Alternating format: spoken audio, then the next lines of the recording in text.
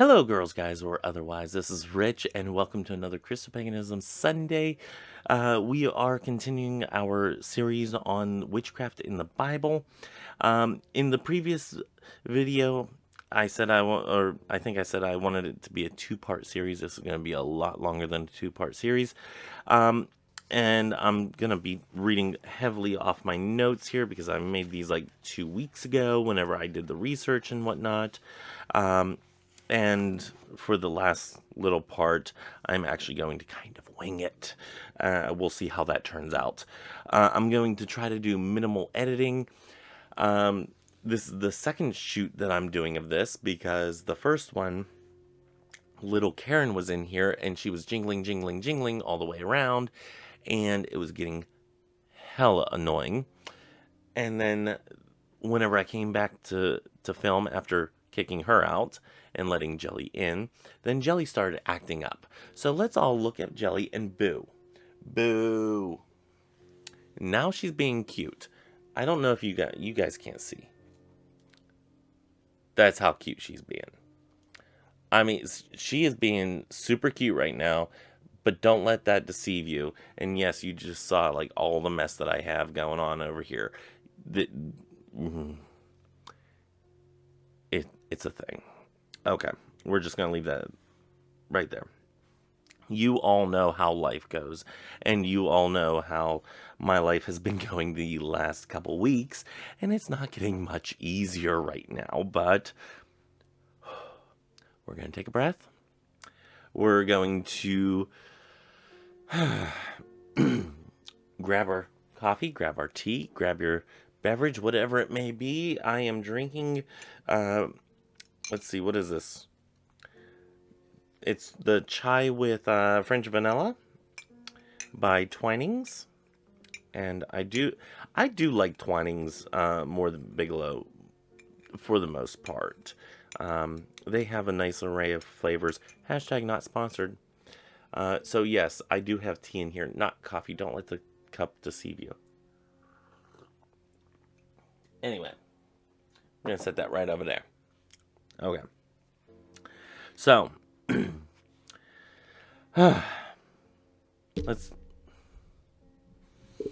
let's just let's relax.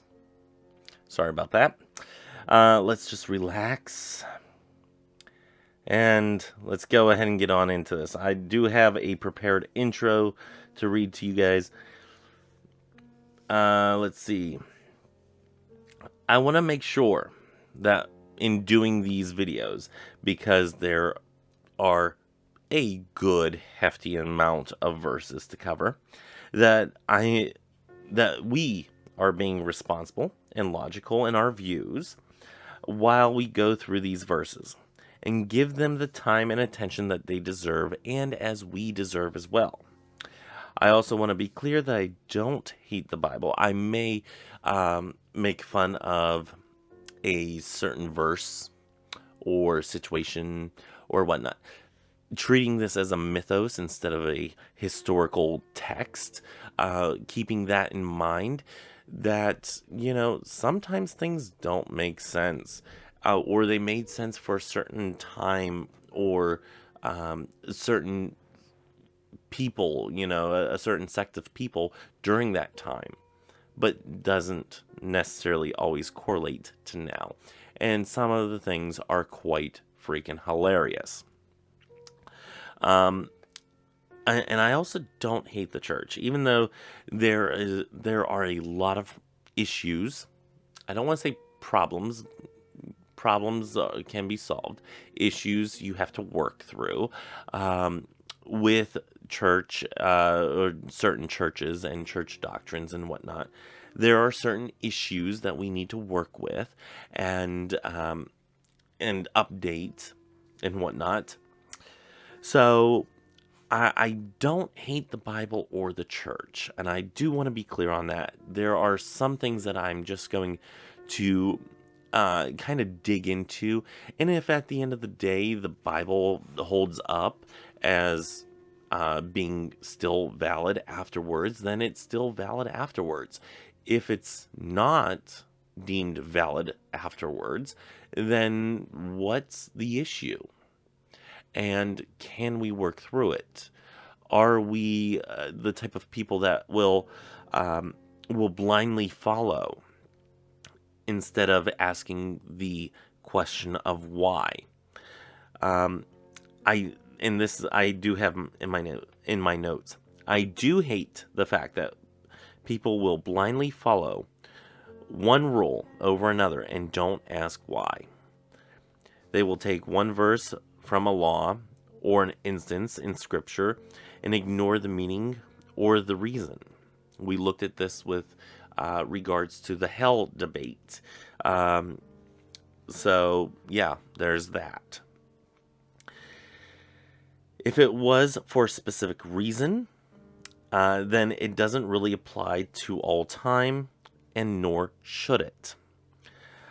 With all that being said, let's go ahead and turn our attention to Deuteronomy Chapter 4, verse 19, 4:19.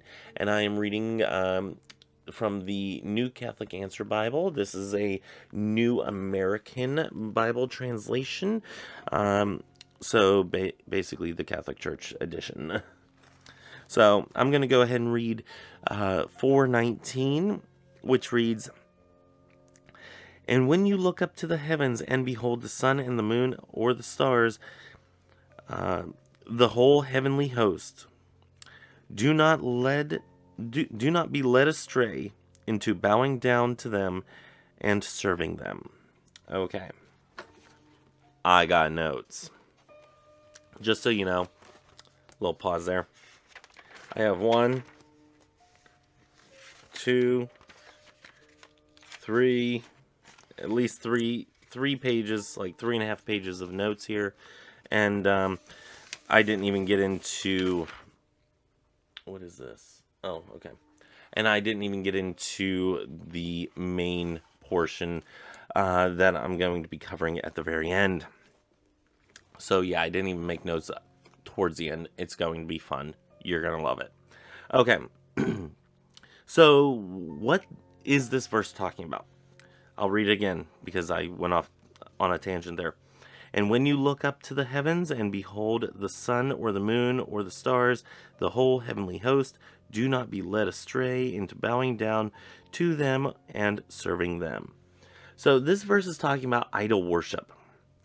I'm not entirely against the warnings of this verse. Sometimes this point is one that needs to be had. Needs to be heeded. That's what I was writing. I was trying to figure out in the last the previous recording, what I was trying to write there. Needs to be heeded. So, I don't want to say that this needs to be a hard and fast rule. After all, this is one way people remember those who they hope to be like in act or in deed. They place an image to keep that ideal in the forefront of their mind. So basically, this is the concept. This is how brains work.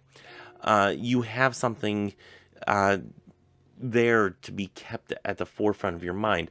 So things such as having a statue there reminds you to, hey, maybe I should stop and pray. Or maybe I should do a devotion. Maybe I should just stop and breathe for a minute. One reason, and I showed this in a previous video, one reason I have this little guy is to remind me to have a bright and shiny good day. I love this little thing. It's amazing. It brings a smile to my face, and I get to bump him on the head. And if I'm really mad that day, or particularly angry and frustrated, I get to bump him a little harder on the head, and he bounces even more. He's always happy. Can't go wrong. But anyway, I digress. The reason that we have things like a scale in the bathroom is to keep something in the forefront of our mind. The reason we have statues or a cross is to keep that in the forefront of our mind, of our devotion, of our connection to deity, and maybe that we should stop and pray, or in the case of a scale, stop and, think about what we're putting into our body. The reason I have a Fitbit on is because, well, I'm testing out whether or not I wanted an Apple Watch. Turns out, no. But I do enjoy having a Fitbit on. I like having this on. It tells the time. It tells me how many steps I've walked. It's something that keeps in the forefront of my mind to get up off my fat butt to start moving around. Every hour it tells me, hey, you need to walk around a little bit. So, these are things that can be kept in the forefront of your mind. It doesn't necessarily have to be something that you worship, though. And that, I think, is the distinct difference. Now, let's see. At the heart of the verse is putting the statues or nature itself above this deity, this particular deity that we are talking about. It's saying not to let things get in the way of your practice. This is why some people go towards a minimalist lifestyle. When you take away the distractions, you focus on the important things in life. When pagans honor deity through nature, it isn't saying that the sun or the moon is god or goddess. It is a focal point or a reflection of the god or goddess. There is a difference between a focal point and the worship of a deity. I do not disagree. I do disagree. I'm sorry. I do disagree with not having.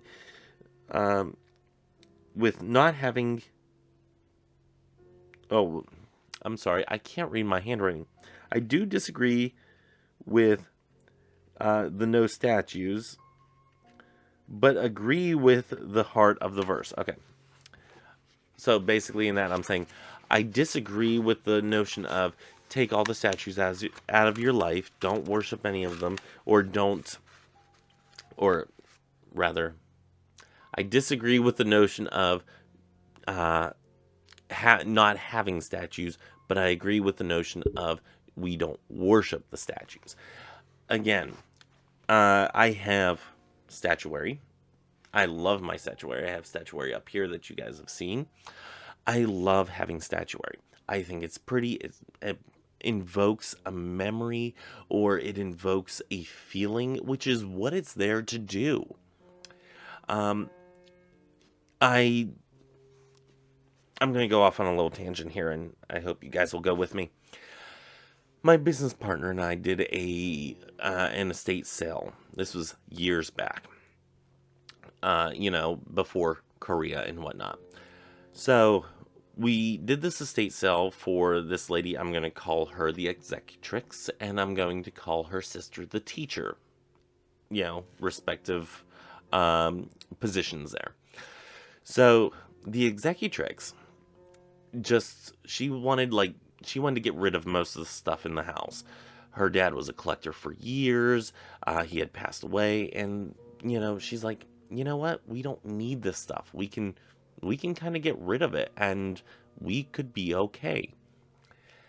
And the sister, the teacher, was kind of borderline hoarder-ish, and she wanted to hold on to something like, this is her dad's favorite pen, so she wanted to hold on to that pen, but also, this was his too, and so was this, and when she looked at him, she had these memories that just came rushing back of her childhood and her father and her mother, and him using this pen to write stories and blah blah blah, the things that objects can evoke. So it took some time, because the sister, who was the executrix, said, you know what, we have to do this.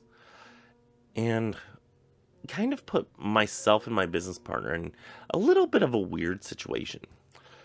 Because you have one sister who really wants the stuff, another that doesn't, who is actually in charge. So we're in a weird position of trying to price the stuff And the sister's like, no, I want to keep this. I want to keep this. I want to take this home. I want this. And we're like, we have to sell it. We are under contract to do this. So we came to a compromise. And the sister ended up taking pictures of the things that evoked a memory for her. So she would literally take a picture of the pen that her father used, and we would go and we'd sell the pen. You know, a little thing, that actually I don't even remember all of what she took pictures of, but she had to come to the realization that the memories weren't in the items. They were in the they were evoked by the items, but the memories weren't the items themselves. So the same can be said about statuary. The deity is not the statue. The deity, the image of the deity, or an image that looks or appears as the deity, evokes a feeling of connection to the divine. And that is the difference. We are not worshiping the statue. We are worshiping the deity that the statue represents. And it can be considered splitting hairs, but it is totally that reason there. And it is a purposeful distinction that needs to be made, especially when we're talking about Deuteronomy Chapter 4, verse 19, because that is a big, big difference. Okay, let's turn to Deuteronomy Chapter 18. We're actually looking, I do believe, at the entirety of the chapter here. Okay. For time's sake, I would ask you, if you wish to read this this chapter in its entirety, please go ahead and pause here and do so. I do not want to read the entirety of this chapter. Yeah, I'm not going to read the entirety of this chapter. Let's just leave it at that. Maybe if I do a podcast in the future and do a verse by verse or chapter by chapter podcast on each individual thing in the Bible, then I will read it. But for this, we're not. But I will read a couple points here and there. First, I want to look at starting at verse 9 through 14.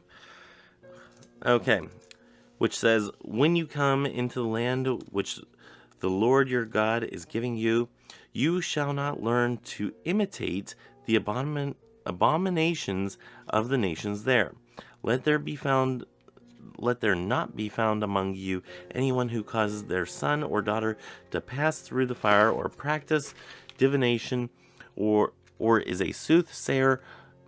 I don't even know how to say this. Augur, augur, or sorcerer. I've never heard that term before. Or who casts spells, consulting ghosts and spirits, or seeks oracles from the dead. Anyone who does such things is an abomination to the Lord, and because of such abominations, the Lord your God is disposing them before you. You must be altogether sincere with the Lord your God. Although these nations whom you are about to dispossess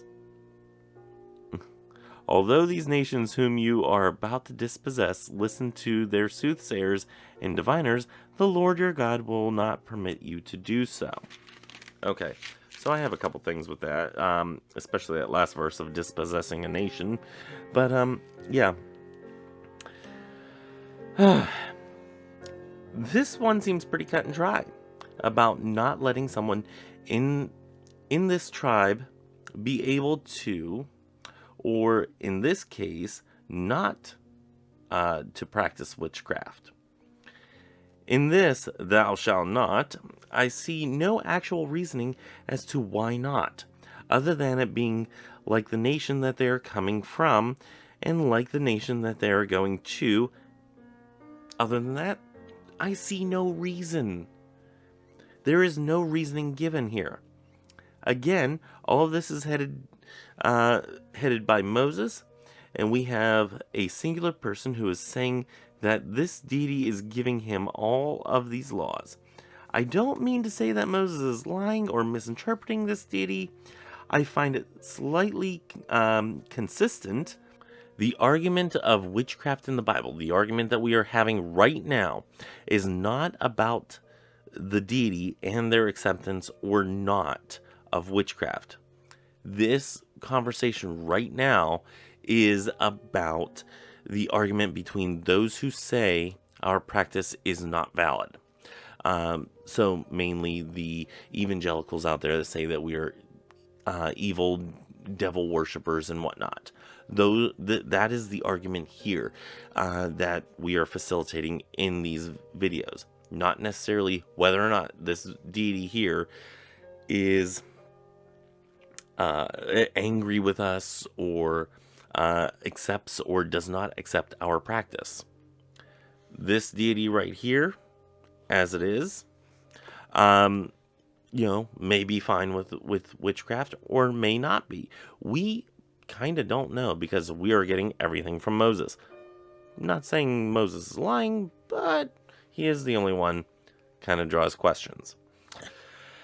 Anyway, let's move on.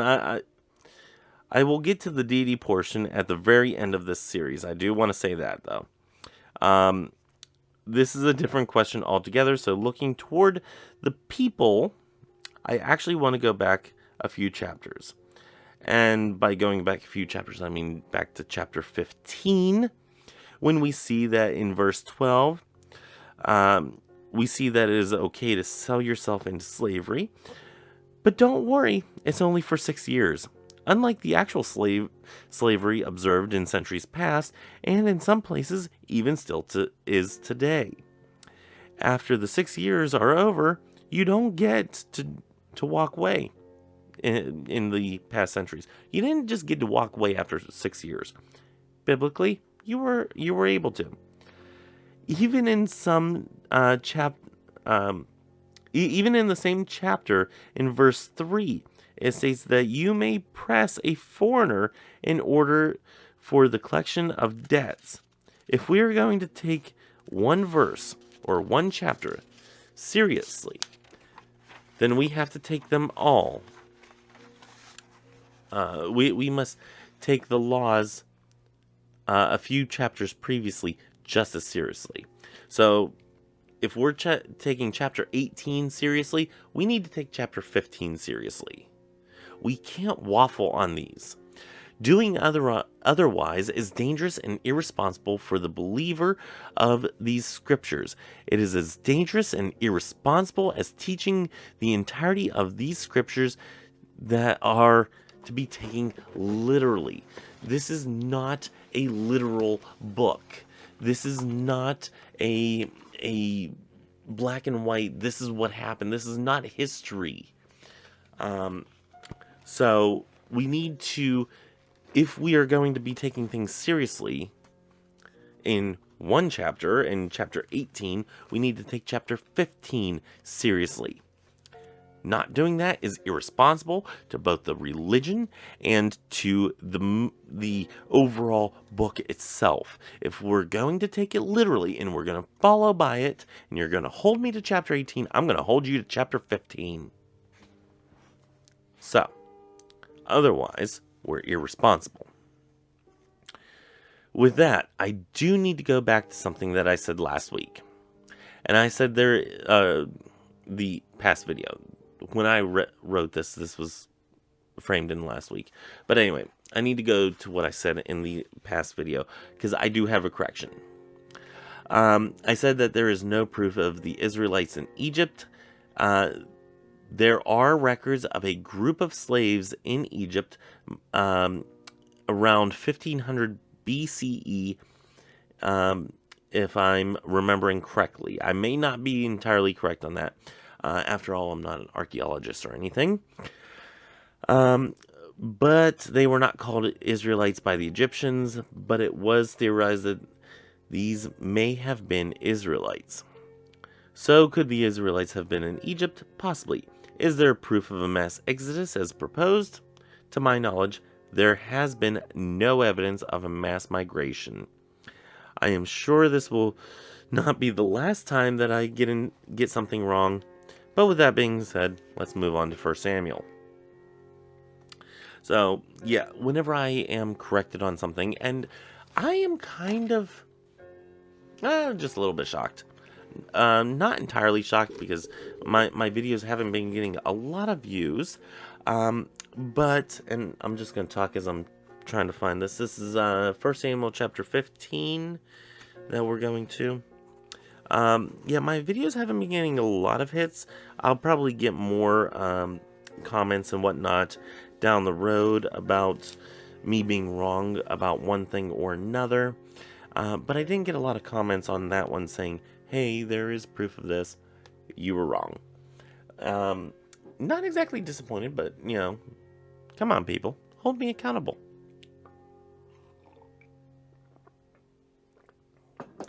Anyway. Okay. Like I said, I want to go to 1 Samuel chapter 15. And I'm not going to read it all. At least not yet. To give you some background, is that Samuel anoints Saul as king. Samuel is basically tells Saul that he needs to go attack Amalek under the ban. This meant to totally and utterly decimate them. Saul's army took sheep and oxen as plunder. Turns out they weren't supposed to do that. So Samuel says to Saul in verse 22, which I shall go to now, which says, "But Samuel said, does the Lord delight in burnt offerings and sacrifices as much as in obedience to the Lord's command? Obedience is better than sacrifice, to listen better than the fat of rams. For a sin of divination is rebellion, and arrogance the crime of idolatry. Because you have rejected the word of the Lord in turn has rejected you as king." Okay, that's verse 22 and 23 there. With this verse, we see divination mentioned here, which is not, which does not seem to be there for any reason as to why they were taken. Okay. So it makes no sense why Samuel said, it makes no sense why Samuel said anything about divination at all. This was not the reason that the oxen and the lambs were taken, or the rams, I'm sorry. Yeah. This has absolutely no reasoning for why they took rams or oxen or sheep or whatever the hell they took here. The aminals. So, yeah. He basically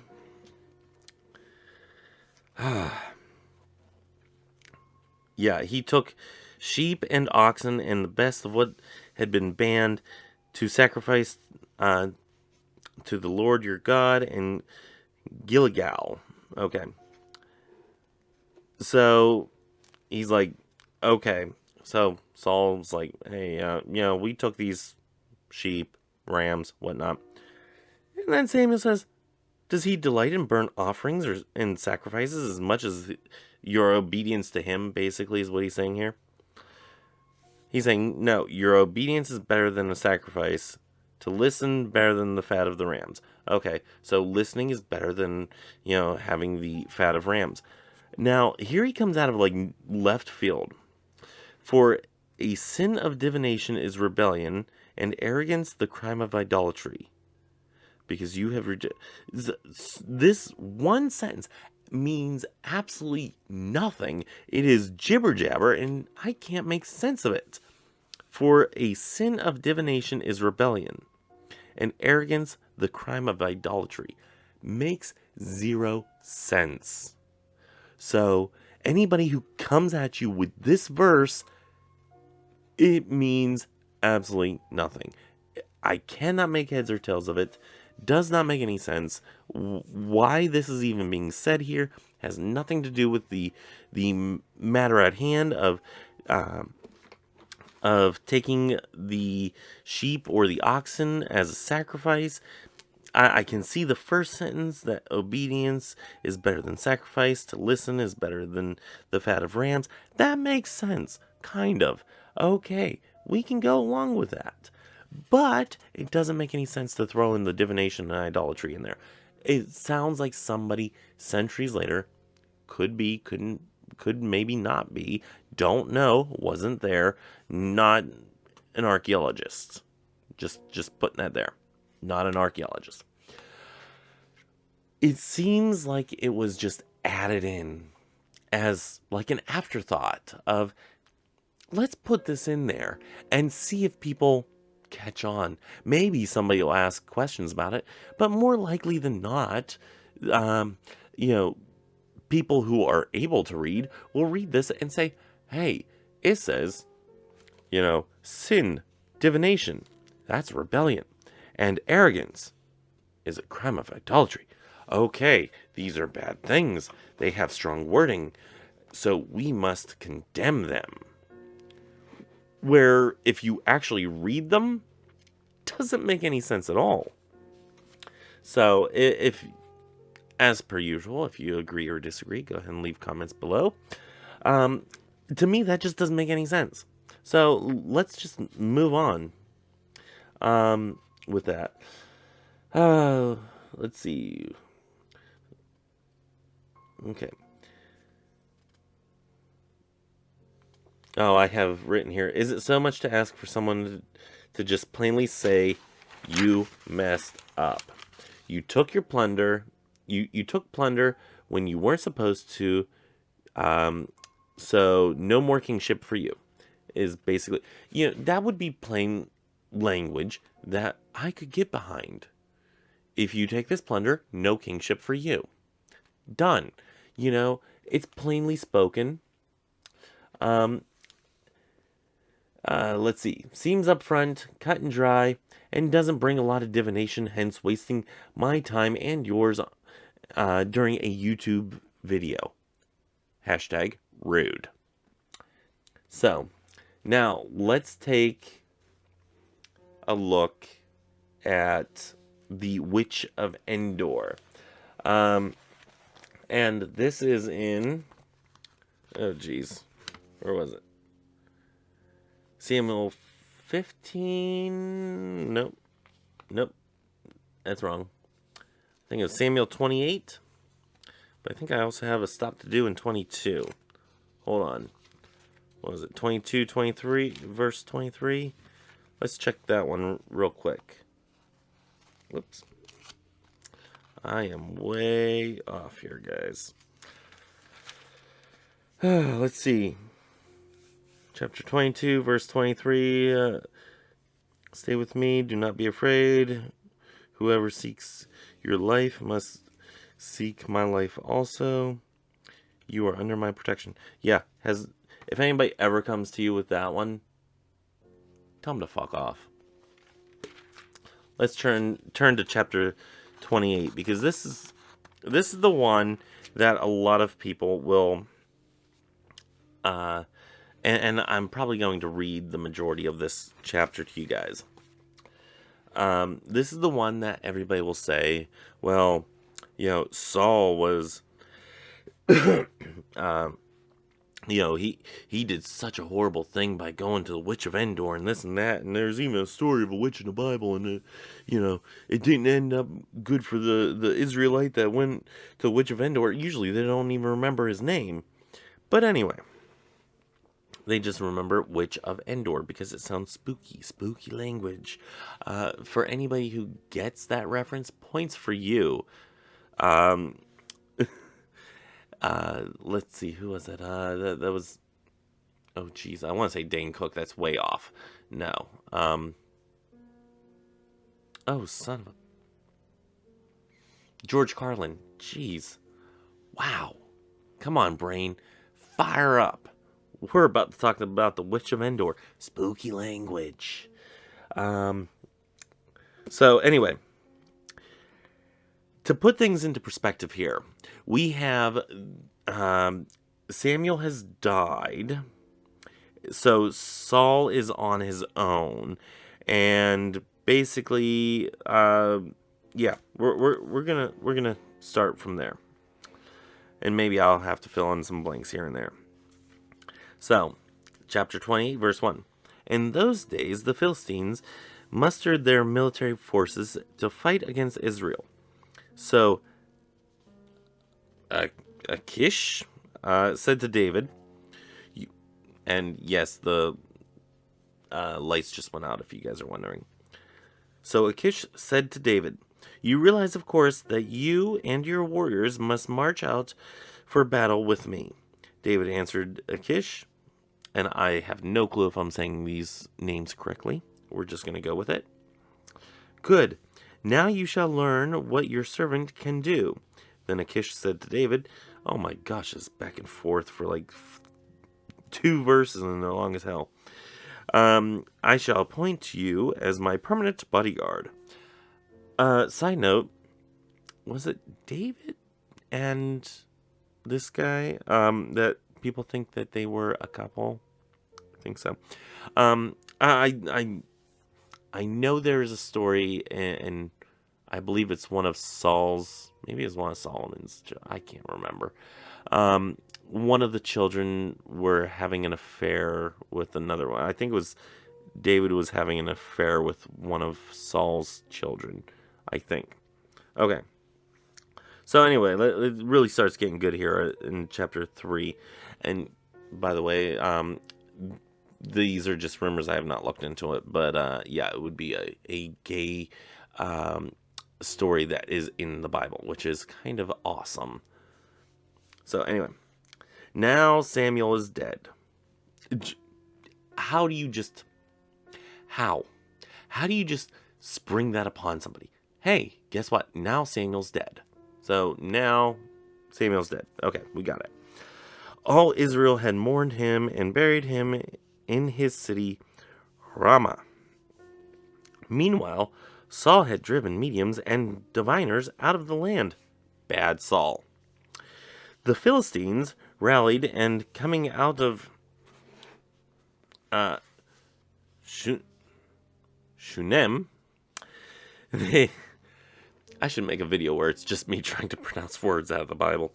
They encamped. Saul too mustered all Israel. They camped in Gilboa.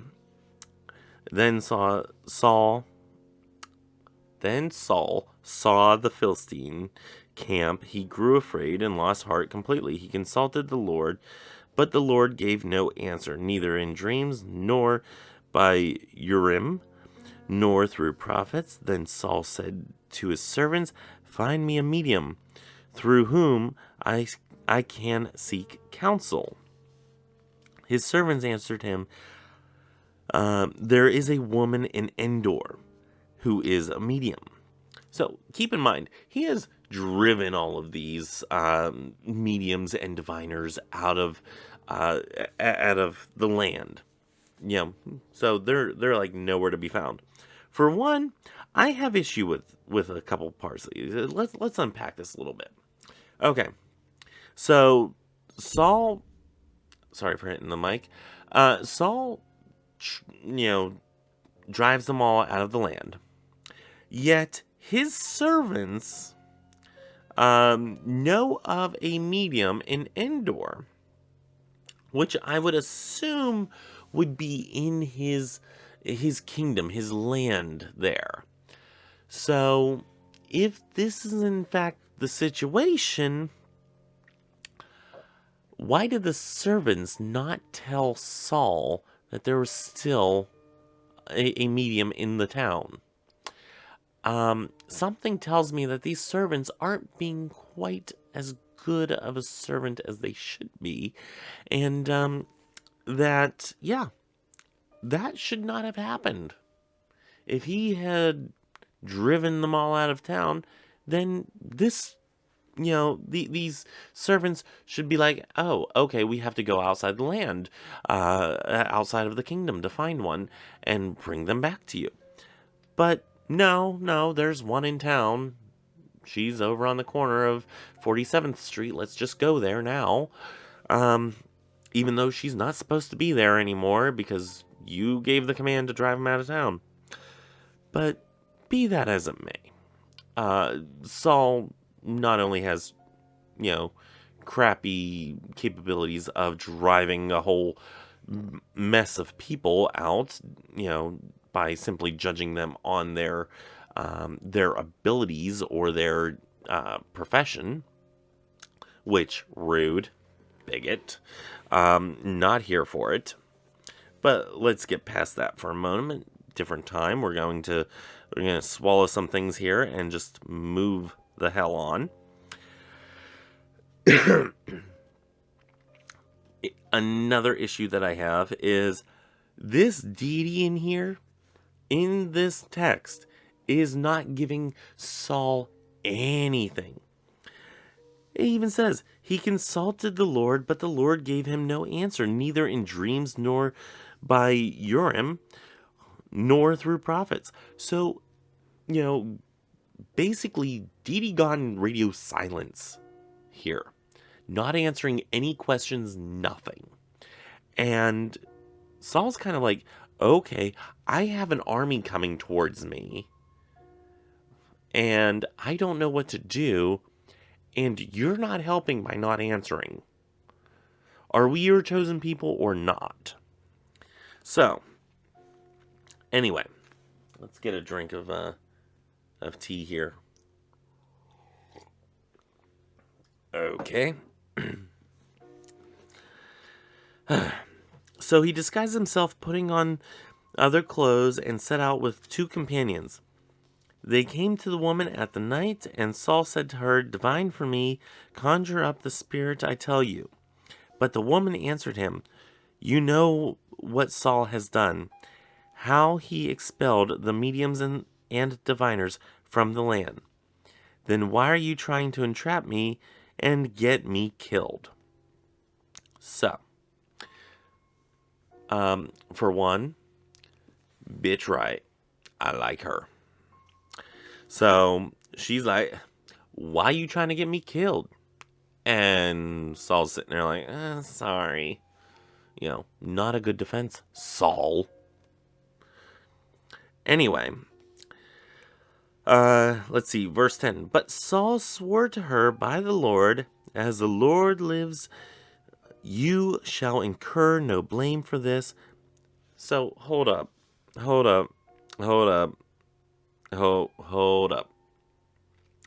Okay.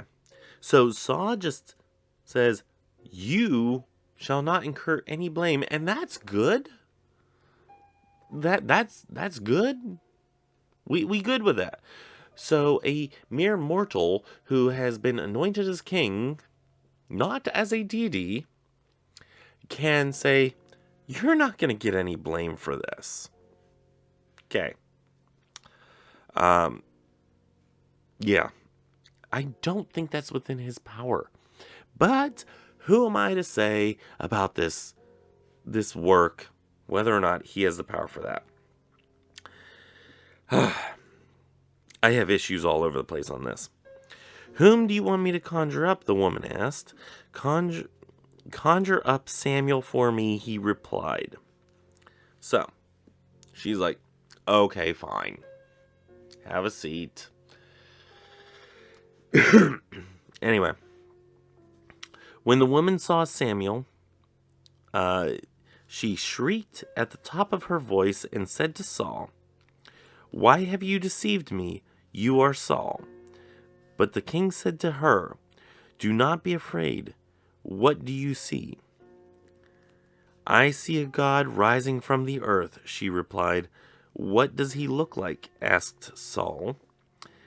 "An old man is coming up, wrapped in a robe," she replied. Saul knew it was Samuel, and so he bowed his face to the ground in homage. Okay, so she's doing her job. She's like, oh my gosh, I'm seeing oh, I see a god rising up from the earth. Um, okay, not how I would describe somebody as that is a dead person, coming out of the earth or something like that. Not how I would describe them, but okay, sure, why not? So basically, she conjures up Samuel. Saul knew it was Samuel, uh, as per this text. Verse 15. Samuel then said to Saul, "Why do you disturb me by conjuring me up?" Saul replied, "I am in great distress, for the Philistines are waging war against me, and God has turned away from me. Since God no longer answers me through prophets or in dreams, I have called upon you to tell me what I should do." Good reasoning. Okay. This deity isn't answering my calls, so since you were a wise counsel while you were alive and are now dead, I figured you would still be wise counsel, and so I sought you out. Is basically what he's saying here. Meanwhile, Samuel seems kind of pissed, but whatever. Okay. Verse 16. We're going to get through this, guys. To this Samuel said, "Why do you ask me? If the Lord has abandoned you for your neighbor, the Lord has done to you what he declared through me. He has torn the kingdom from your hand and has given it to your neighbor David. Because you disobeyed the Lord's directive, and would not carry out his fierce anger against Amalek, the Lord has done this to you today. Moreover, the Lord will deliver Israel, and you as well, into the hands of the Philistines. By tomorrow, you and your sons will be with me, and the Lord will have delivered the army of Israel into the hands of the Philistines." Immediately, Saul fell full length on the ground in great fear because of Samuel's message. He had no strength left, since he had eaten nothing all that day and night. Then the woman came to Saul, and seeing that he was quite terror-stricken, said to him, "Remember, your maidservant obeyed you. I took my life in my hands and carried out the request you made of me. Now you, in turn, please listen to your maidservant. Let me set out a bit of food for you to eat, so that you are strong enough to go on your way." But he refused, saying, "I will not eat." However, when his servants joined the woman in urging him, he listened to their entreaties, got up from the ground, and sat on the couch. I didn't know they had sofas back then. Well, probably not the couch that we're thinking of, but anyway. The woman had a stall-fed calf in the house, which she now quickly slaughtered. Then, taking flour, she kneaded it and baked unleavened bread. She set a meal before Saul and his servants, and they ate. Then they got up and left the same night. Okay. So, basically, this Witch of Endor, who was supposed to be driven out of town, has the king who would have been doing the exiling come to her place of business, her residence, said, "Hey, do your witch thing." She does her witch thing, and for the person who would exile her or kill her, does that for him. And then on top of that, whenever he's so weak from the encounter that she facilitated, he collapses on the ground, and then offers him food. Oh, and she's supposed to be the bad guy here? Get the hell over yourselves. So, okay. We're going to skip around to chapter 31,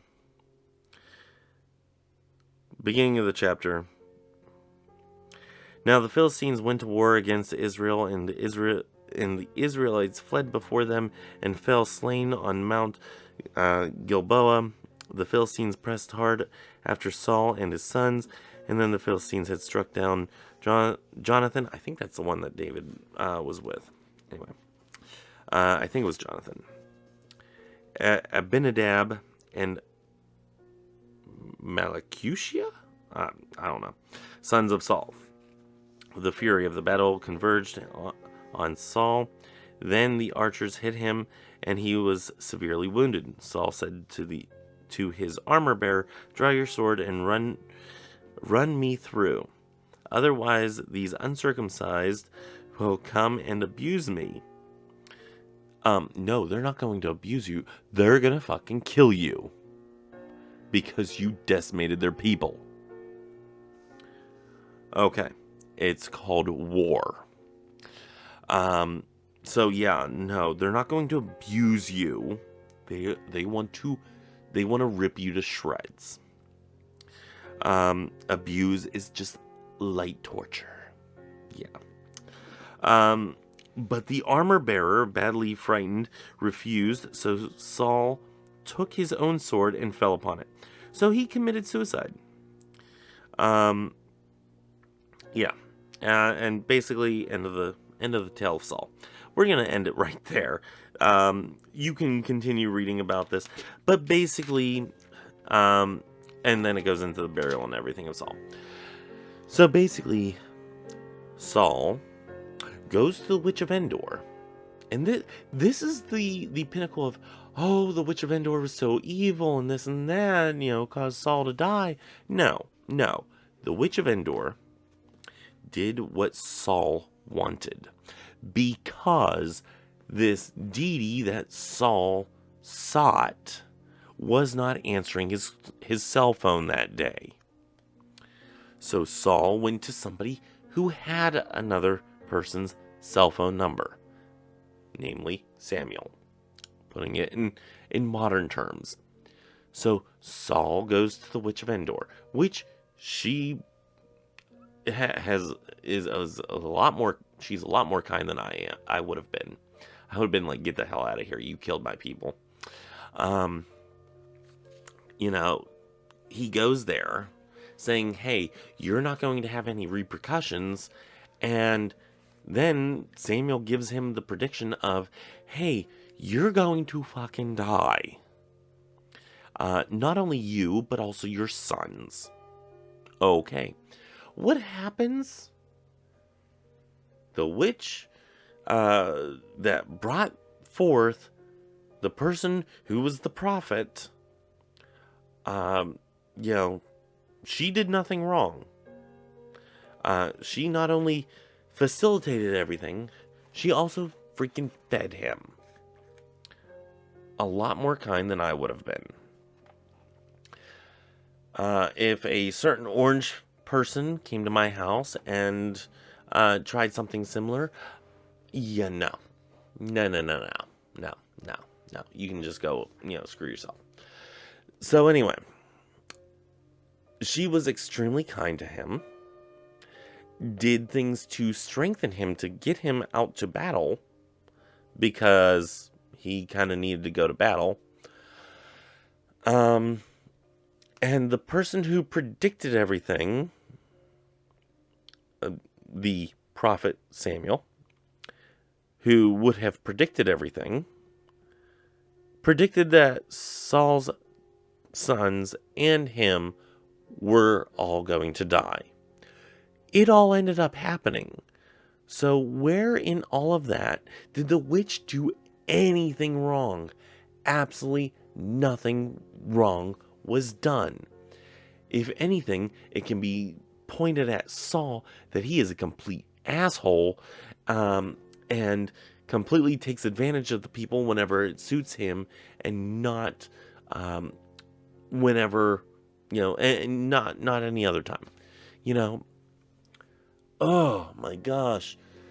If anybody ever brings you this as their justification for witchcraft not being a valid thing for people of Christianity to do, or for Christo-Pagans to do, that's not a valid thing. If anything, that story tells me that witches are good people. So, anyway, got a little heated up there. Towards the ending, yes, we're kind, benevolent people. And at the end of the day, Saul got the prophecy that he wanted. Yeah. All turned out correct. So, yeah. Anyway, that's our Witchcraft in the Bible, part 2. Part 2, as it were. Join me next week for another installment of this. I have a lot. Yeah, let's see. We did that one. Let's see. I don't know which one we have to do next. Anyway, I'll figure it out during the week. And I will see you guys next week, right here on a Sunday. If I do look tired, that is because, well, I am. This is Saturday night, and I worked all day and whatnot. So, yeah. You're catching the tail end of me in my tiredness. And, yeah. So, anyway, if you have comments, questions, or, rebuttals to this, or you want to debate this further, go ahead and leave a comment below. Let me know what you think. Especially with my analysis of these verses in particular that we are going over today. If you disagree, that's fine. Just keep it respectful. I think we can have an open dialogue, an open conversation about these verses and what they mean for us and whatnot. I think we can have this adult discussion civilly. Word has lost all meaning. Anyway, you ever say a word so many times that it doesn't make any sense anymore? Yeah. Civilly. I don't even know if that's a word now. Anyway, it is now. We can have a civil conversation over these verses and whatnot, and whether or not the argument is to be had there or is not to be had there. So, yeah, I think we can... Excuse me. I think we can have that conversation. As you can tell, I'm starting to get tired.